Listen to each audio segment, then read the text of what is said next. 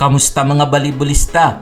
Pinatawag ng Petrogas Angels ang Cheritigo crossovers 22-25, 25-12, 25-18, 27-29, 15-12. Best player of the game si Brock Bansekel sa likod ng kanyang 36 points mula sa 31 attacks, 4 blocks at 1 ace. Wagi naman ang Crimline Coltsmasters kontra sa Chocomocho Flying Titans 24-26, 25-20, 25-21, 25-16.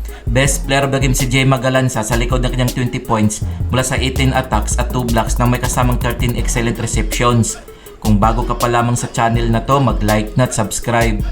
Heto ang team standings as of May 9, 2024. Para sa Battle for Bronze Best of 3 Series, Petrogas Angels 1 win 0 loss 3 points.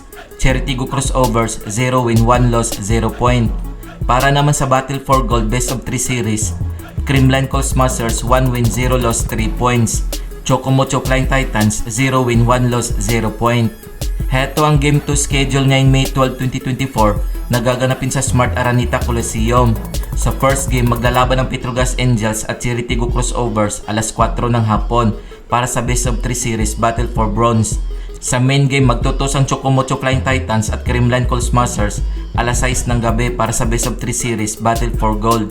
Kung nagustuhan mo ang video na to, mag-like na at subscribe.